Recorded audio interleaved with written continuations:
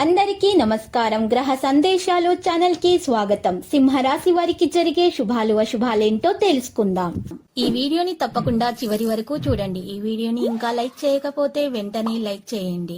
ప్రతిరోజు మీ రాశి ఫలాలు అందరికంటే ముందుగా తెలుసుకోవాలంటే క్రింద కనిపిస్తున్న రెడ్ కలర్ సబ్స్క్రైబ్ బటన్ ని క్లిక్ చేసి ప్రక్కనే ఉన్న బెల్ బటన్ ని యాక్టివ్ చేయండి.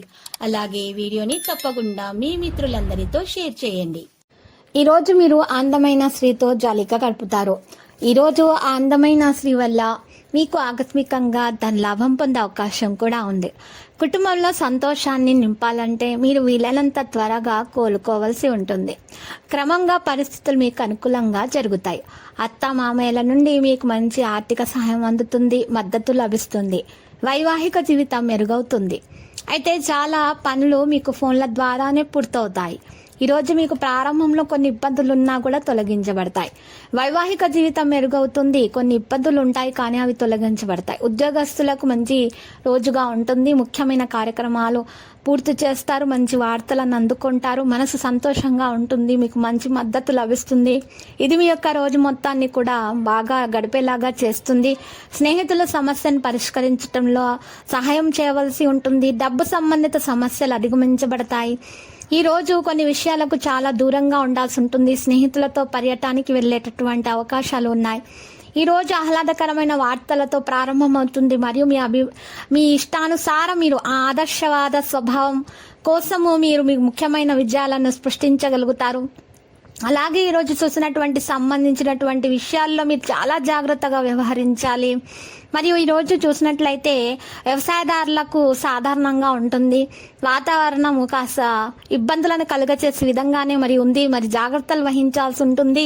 ఇంటి నుండి దూరంగా నివసించేటటువంటి వ్యక్తులు ఈరోజు కాస్త జాగ్రత్తలు పాటించాలి. ఇంటి నుండి దూరంగా ఉండేవారు ఈరోజు జాగ్రత్తలు తీసుకోకపోతే నష్టపోవాల్సి ఉంటుంది. అయితే కొంతకాలం నుండి మీకు వేధిస్తున్నటువంటి సమస్యలు ఈరోజు పరిష్కారమయ్యే దిశగా సాగుతాయి. ఈరోజు కొంతమంది విద్యార్థులకు ఆరోగ్యం అయితే కాస్త సాధారణంగానే ఉంటుంది. వారికి తలనొప్పి వంటి సమస్యలు వేధిస్తాయి.